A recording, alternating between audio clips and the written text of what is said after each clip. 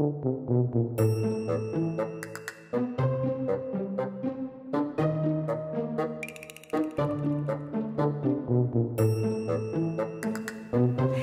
welcome to On the Table. I'm Corey, and I am here with my friends Rebecca and Rachel. And today we are going to talk about fighting, basically. Basically, we're yeah, pretty much. basically fighting and Disagreements and how to handle disagreements as a Christian.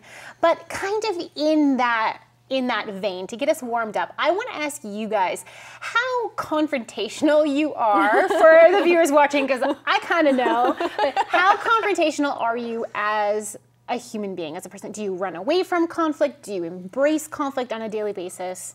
What do you think? Self-analyze. You want to go first? Sure, why not? I'll just throw myself right there on the table. Okay, so I think it depends on who the confrontation is with, because I'm very sensitive to other people's emotions. So I have people in my life who are very sensitive. So if we disagree, you have to be very gentle and sensitive. And I can be that way myself. So I don't like extreme confrontation. But I'm not one of those people that likes to back down from a fight. Like I'll find myself in like a verbal discussion with people, and it's like, no, let's do this. Let's have this conversation out. But it's not usually a case of angry disagreements. It's just like, no, this is a discussion. It's worth having the discussion. We have differing opinions, but let's debate this. Let's discuss this. And I actually really enjoy that. I enjoy having a different opinion than someone and going, all right, well, justify it. Let's see how this is. Can you defend your belief in whatever? I enjoy that. Yeah. So for me, it totally depends on the topic and the people who are involved. So that's probably where I would. Yeah. What about you? I would say for me in general, no. Not. No way. I enjoy a good debate if I'm ready for it. Right. Like if I know it's going to happen, I have notes? love researching. If I have notes, I'm good to go. If I don't, no, it's really not my thing. Right. Yeah. So it really does depend. And it also does depend who it's with. For sure. If it's with my family or something like that, no worries. Okay, seriously, they know who I am. I'm not scared to confront them if they have a dumb idea, something like that. But if it's especially with people I don't know or have just met or something like that, no way. Yeah. You could tell me pretty much anything and I'd be like, I just don't like confronting people. Not a thing for me. Yeah. What about you? Okay, so I am she laughs. I know the answer, but I have to ask I know the answer too. I am a naturally confrontational person in the way I think. It's just the way that I think. So when I'm confronted with an idea or a fact, I immediately question it. I immediately pry it. And to my husband's chagrin sometimes, he's like, oh, just let me finish. Just believe me. But on the other hand, I don't like to hurt people's feelings. Yes. So I'm in a family situation now. I work with my family, and you guys are a part of my family, not by blood, but by marriage, and because I've known you forever and ever. And so you've seen, I think, parts of my confrontational nature in meetings and things, or I just go for it. Yep. But I don't always allow myself to do that. Right. Most times I don't allow myself to do that. I feel like you have a good control on your confrontational. Oh, good. Yeah. It's working. Really Thank you guys. Yeah, you've been working on that really hard, and it shows. Big time. Okay, good. Okay, good. I'm proud of you. Because while I love being on it in terms of how I think, and I really like to be well-rounded, I don't like to hurt people's feelings. Yeah. I really don't. And debating is a really good skill. I feel like you have mastered the art of debating, because you can take a topic and you can debate the other side, and you can kind of have that conversation, and at the end of the day, fun. You can walk away from that conversation and disagree with someone, and you're still friends. You're not. A lot of people have a hard time where it's like, if we disagree on politics or whatever, anything, we can still be friends, but we're not really. Getting together for coffee or anything. No. We're just we're friends. And that's when it's not fun. When confrontation becomes fighting, I'm out. I don't want to. Totally. And we can talk about that more later, because I think that our topic kind of naturally flows into that. It's going to progress. But I'm not about fighting. I'm not about that at all. And in fact, when I know someone's I become a little bit of a baby. When I know someone's feelings are wrapped up into something, I have to force myself to confront that behavior if it's if I'm if I'm supposed to confront that behavior. If I'm like, okay, no, I can't let this go. I have to. Yes. That's really hard for me, which I find funny because I do love debate so much. Yeah. But I think it does take a different tone. It does. Someone's feelings all wrapped up in it. Yeah. Yeah. It's fun. Yeah. Well, and it's fun to push buttons sometimes, and that works better with family or especially spouses. Like, you know those buttons, and it's really fun to push them. My husband and I do that a lot.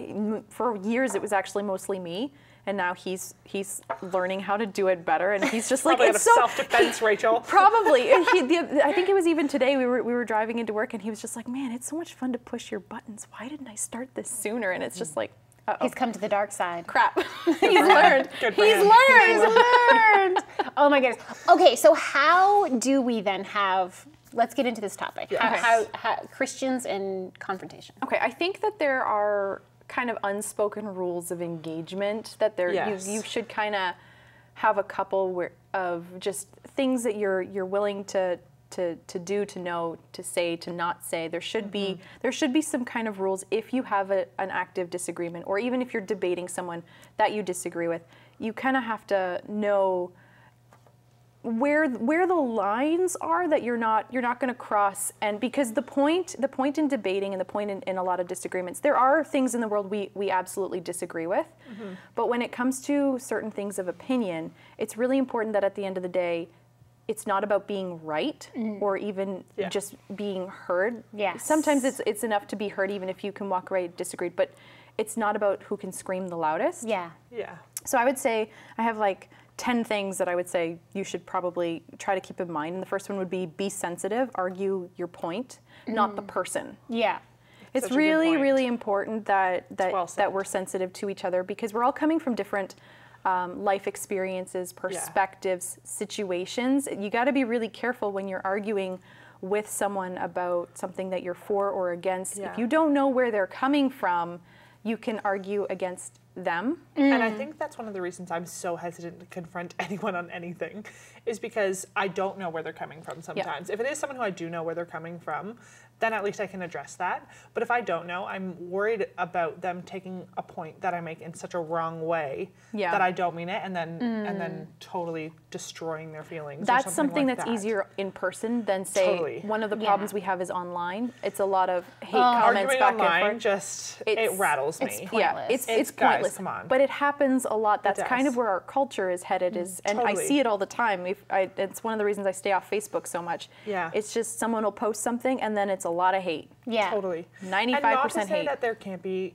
times where, even online, where you can have a decent conversation with someone, and even if you do disagree, I'm going to say like 99% of the time, that's not how it goes. Yeah, it's definitely possible, but it's not what you see happen all the time. No, it's frustrating. And I noticed that recently because we had some situations locally where we had some accidents and people came in really hard and condemning over people involved in accidents. And it's like, you know what, guys, you weren't there, you don't know the situation, you don't know these people. Have a little compassion and sympathy because you know, at the end of the day, things have happened. It's over. It doesn't matter what you say. You can't change it. So it would be really good if these people had support from the community rather than hate. And that's you gotta the be careful. thing. Like when you prioritize you being right, Yes. even if you are right, you might be. When you prioritize being right over the well-being of an actual human being, you're doing debate wrong. You're doing confrontation wrong. As a Christian, as a non-Christian, I can't speak for you, but as a Christian, you know, we are called to love the world, and when you're debating someone, your ideas are debating, but there is another human on the other end of that and on the receiving end of it. And if you're a Christian, you recognize that not only does that human being have intrinsic worth that's just there because they exist, because God made them and loved them, but then at the same time, your desire as a Christian needs to be that they experience the peace of Christ as well, to come to a saving knowledge of Him. So it's a little bit trickier. You can't prioritize your point over the well-being of a human. You automatically care about that person because you're a Christian. It's not like they're nothing to you. Yeah. They are.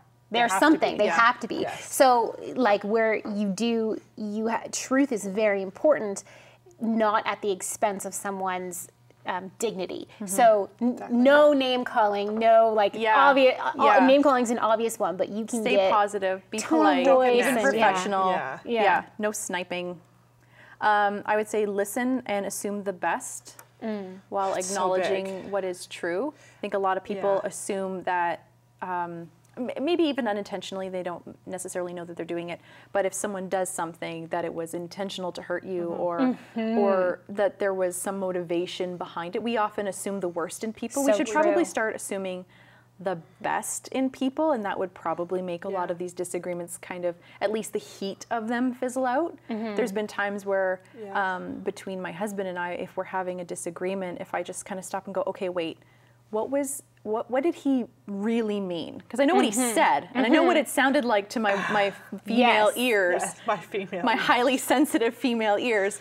But what did he really mean? And when we unpack it, oftentimes it's just complete misunderstanding, and it dissipates really easily, and that has saved so many fights between us in our marriage, where it's just like, you know what, he didn't mean what I heard. Yeah, right. And just knowing that makes all the difference. Yeah, totally. And that's that whole thing. Yeah, just to add a different word in there, because it's exactly what you were saying. That whole concept of being offended, like try not to be offended, try not to take it as a personal offense. Totally. And it's very difficult, but if you do it, your confrontation goes so much better. If you can be like, okay, I am going to acknowledge and let go that I feel offended, but that's not necessarily true. Acknowledge, release, because this is not helpful. The offense is not helpful when you're in a confrontation. Yeah, it's true. Because that's how, if you grab onto that offense and you throw that offense back, bam, fight. Yes, that's when it changes from a discussion to a fight. Yeah, for sure. So be the bigger person. Acknowledge offense, let it go. Because you may not even be be being the bigger person, which was the point you make. They might not have even been trying to offend you. Yeah. So, it's a good point. Deep breathing. Yeah, lots of deep breathing. Okay, so in the event of a discussion where you're debating information or what's right or wrong or something scientific, whatever, use data to support your point, but don't overwhelm people with your facts or ideas or whatever, because you see sometimes where someone will make a comment or have an idea, and then they're just bombarded with a plethora of information, and it's just like, this is why you're wrong in 1,001 points, and it's like nobody listens. You have, you ignore it. Turned off. It's just there's no dialogue anymore, no conversation. It's really important to just. And that's so much my personality. I'm like, oh, you disagree with me? Here's a flowchart why you're wrong. Like, that's me. That is my personality too. I just want to research it and get all up in there. But for me, I'm like, okay, amazing. Calm down. Take the strongest point and roll with that, because you're going to be so much more effective if you have that. And remembering that you don't have all of their information either. You have no idea where they're coming from. Maybe they have an experience or something that you don't know about. And trying to remember that. But yeah, if I just had my way, everyone would get flowcharts on it. And when you're so bad. And yes, because when you're in a confrontation, it feels counterintuitive to not overwhelm them with all of the information that you have in your head for the reasons that they want. It feels counterintuitive, but what you actually want to do at that point is engage them in conversation, and you want to engage their brain. You actually want them to think about the piece of information that you gave them and respond back. And then maybe there will be, and it's the same thing when for you, if they throw out a piece of information, think about it, dialogue back with them. So it's less of a onslaught, let me just get out my machine guns of information. Because you can't answer that. You can't even process the information, because they may be completely right. They may be only partially right. Because you may have counter information, but you can't actually have that dialogue if you're just bombarding someone with so much information that it's like a deer in the headlights moment of, people want to escape. They don't want to dialogue that. They just want to be like, I'm done. So it's totally a skill. It's something that you can improve on. Conversation and dialogue is something you can improve on, where it's just like, okay, I'm not going to overload. My goal in this is going to be engaging conversation and take that as a win, you know? And I think people assume that once a conversation it's over that minute that you walk away, but it doesn't necessarily have to be. You can have like a part of that conversation and pick it up later. And once you kind of open your mind up to, it's not just in this moment that I need to be right, they need to be proved wrong. You kind of open your mind up to the possibility of it's a lifetime of relationship, and that changes the dynamic of your arguments a little bit too. Totally. It definitely does. And another important thing I would say is to not put words in your opponent's mouth. And that happens. Yeah, and not to put intentions in their mouth either. Like what you said. Like if I'm disagreeing with someone, I'm like, well, you said this. And I'll reword it in like the nastiest way. Especially with family. Sorry, guys. But that's one of the things that, and they're like, well, okay, hold on, but that's not what I meant. But I'm like, that's what you said. And you like use it back at them. And then you become that person who's just taking everything out of context. Always. And you don't want to be that person. No, you don't want to be that person. But yeah, it's a really good point to remember.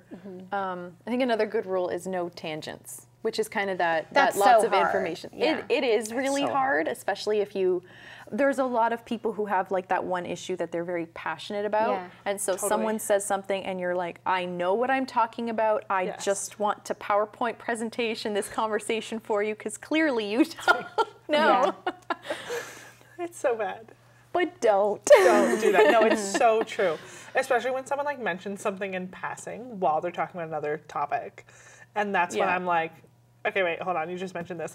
We're going to have to return to that because we need to have another conversation. Yeah, we're going to. No, guys, let it go. We're going to pick at that for a little while. Exactly. In the case of disagreements, if possible, go to the person in private, which I realize if we're talking about an online conversation is really hard. But Matthew 18 and even Acts 18 deals with this idea of going to people one-on-one and just and talking it out, not being afraid to have that conversation, which can be really uncomfortable. It can. But it's important to not just, if we're having a disagreement, turning around and going, well, she said this, and obviously she meant that. That's not gonna help. And I think it's crazy how toxic the situation can become when that does happen. So toxic. So fast. Everyone has felt that situation Human in their life. Nature, Everybody it's so has easy. had that. It's so easy. But how interesting is it that that's something that God thought was so important that he decided to put that in his word and give us the guidelines for even disagreeing or disputes or those kinds of things. And how interesting is it that he's like, hey, do it on a personal level. That's the way that he designed us to be, is on a personal level. And I think it's so interesting that he's thrown that in there. I love that he has taken into account the human nature of the church, where he's like, look, you're going to have disagreements and you're going to have, and here's how to handle it. Be a grown-up. Like, don't be an adult, guys. Be an adult. But it's really hard to do. It's hard to do, but it's worth it when you do it the right way. And even if it doesn't go well with the other person, even just from your angle, you can be like, okay, you know what? At least I did what I was supposed to do. So there's that. Your relationships will reflect that care that you've taken, rather than just having a trail of broken relationships behind you. The difference is going to be remarkable. You know, if you're constantly talking about someone behind their back, the bitterness that's going to grow in you is going to be ridiculous. And you sacrifice your witness. Like if you're trying to be Christ-like, Christ didn't do that. He dealt with issues as they came and with individuals as they came. That's what we need to do if as a church we're going to work properly, because we still have to work together as a church, even if we disagree, and when we disagree, because we do. Totally. No, that well put. Okay, second last one. Know when to stop and leave gracefully. Yes.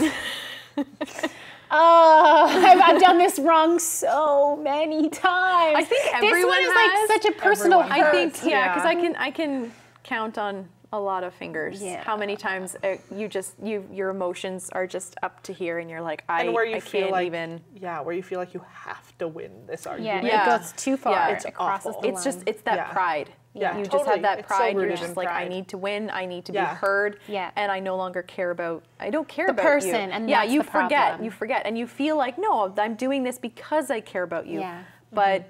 And here's the thing, like in terms of if it's a doctrinal issue, so if it's two Christians coming at it and you both believe something different about the nature of God or about the way Christianity works in the world, you really do, if you really believe your side, the goal at the end of the day is that you believe that it's helpful to the other person to know the information that you know. So it still needs to be about helping the other person, not completely crushing them and their spirit and their will to go on. There has to be some willingness there, but there also does need to be willingness to listen to their point, because everyone has a belief for a reason, and it may turn out to be a dumb reason why someone is holding a belief, but it may turn out that your reason is the dumb one. Maybe it's just your culture that you've grown up with, that's what you think, and maybe they're right. So and culture really does affect our ideas. Sure. And that kind of goes into our last one, which is recognize you may be wrong. Yeah. Oh, totally.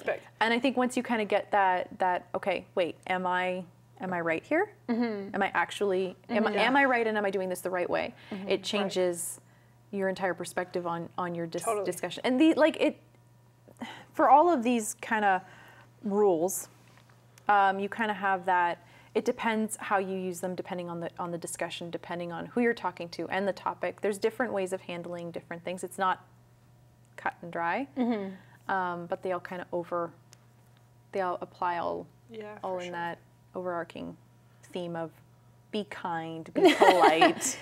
Yes. Don't murder people with your words. Yes, and listening, I think, is such a big point. Listening is a big deal. There's the golden rule, right? Yeah. So, and not being intimidated, which I find we often are. Don't be intimidated when another Christian has a different idea than you do. Mm-hmm. Don't be intimidated by that fact. There is such a thing as absolute truth and ultimate truth. Truth exists. God exists regardless of what we think about him. Yep. Totally. So and he can stand up for himself. Yeah. So we are not God's protection army. We are supposed to be witnesses of who Sometimes he is. Sometimes we feel that way, but yes. Yeah. We are not, Yeah, that he does not need. He doesn't need that. Does not need that. No, he needs us to represent him and to have his heart and his love for people, which does not include destroying them on the altar of our rightness. That's true. Just saying, I am right. No, bad move. Yeah. So true. Okay, so I have a couple questions, really quick. Is there anything that happens in a discussion where you feel like it ends the conversation instantly and it just turns into a fight? Like just things that you know that if anyone says or does X, Y, Z, it's over. I think in Christian circles, if people say, God told me this, it's over. That is such a good one. Because they're grabbing that. They no longer want to have a discussion with you about why they believe what they believe. Yeah. They're playing the ultimate trump card. They're like, well, God told me. And then at that point, you know they're done. And what do you say to that? Yeah. Well, you can't, I mean, you have a right to challenge that, but it's not going to go anywhere at that point. Yeah. So that's one of them. That's a really good one. Yeah. I don't know if I have as specific of one. I would agree with yours, though. I think for me, and you don't always see it, but I think for me in a discussion, as soon as people start belittling a person for who they are rather than the topic, if you want to dismantle a belief system that you see holes in, fine. But as soon as you're dismantling a person, it's over. That's kind of crossing that line. Name calling, belittling, making fun of. I'm done. I can't. I don't hear you anymore because I don't trust you because you no longer have my best interest or theirs. Yeah, you lose that respect. And so I feel like when someone it ends. Brings the same argument up over and over and over again, and I'm like, okay, we've discussed this.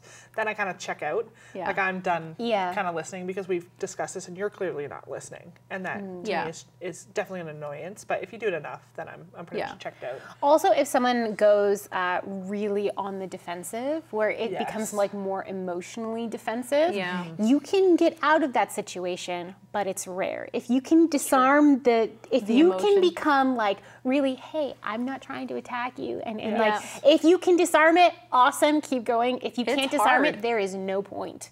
Because once someone puts their walls up and it's like, I'm not listening, then why are you talking about it if no one's listening to you? You're talking to a wall. Exactly. You're not having a conversation anymore. Okay. Do you think, and I realize this is really situation specific, but do you think there's ever a time it's okay to end a relationship, point blank, move on?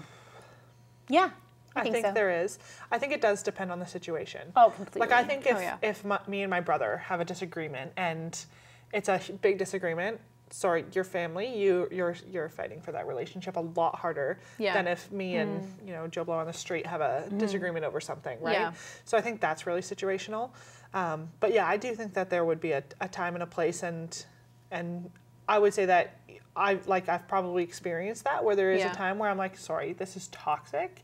We've got to let this go, which is so hurtful for both sides. But it is something that sometimes has to happen. Yeah. And sometimes it can be a good thing, and sometimes you can come back. However, you can come back really later. Good, but it's good not to get to that point where you need to. Totally. But I think you're going to face situations where you probably. Yeah. And it's really important that if you find yourself in that situation where you've had to just step back and go, okay, this isn't working, we're just fighting all the time. Yeah. To then, if you find yourself ever in that situation, to then don't talk about it anymore. Yes. Not with that person. Your goal is to one day hopefully be able to reconnect with that person, but then don't go around and tell all of your friends and all of your family, I had to break off my relationship with this person because they did this and they did that, and then you're toxic. You're the toxic one at that point. Like at that point, as a Christian, you need to step away and you need to pray for them and pray and ask for God's healing in the situation, because if God can forgive you of all your sins and me of all my sins, then there is still hope for that relationship. But recognizing that there's two human wills involved. Yeah. So I would say if possible, always live at hope peace for those relationships, always, because God can do amazing things when He does reconcile. And I would say don't give up on those relationships if you haven't followed the biblical precedent for disagreements, what it talks about in Matthew, what it talks about in Romans 14 and those kinds of things. Yep. If you haven't done that, then I would say your relationship's not done, because God gave you a specific kind of step-by-step system for reconciling those relationships, right? That's true. So I think that if you haven't done those, then I think your relationship's not done. Yeah. But I think if you've done those and you guys can sort of are at the point where you can agree to disagree, but this needs to stop, then that's something that happens. And sometimes it'll happen naturally kind of on its own, where it's not a specific disagreement, where you just grow apart. Yeah. But again, I think it depends on your relationship. Like I would say, if it's a marriage relationship, no. There's pretty much almost no circumstances where I'm like, that's fine to walk away with because you have a disagreement. Not over a disagreement. Not over a disagreement. There are other circumstances where I would say you need to step away and figure it out. You need to remove yourself from the situation. In the event of an abusive relationship, but that's not really what we're talking about. We're talking about just disagreements where you're not able to get along with people. Getting along with someone shouldn't be something that you necessarily end your relationship over. When things escalate and it gets bad, absolutely, there should be, you've got to be careful. And abuse is always one of those situations where there's a new set of rules for, but don't let it come to that. Yeah. Yes. If at all possible, within your ability. What you can control. Yeah. I agree.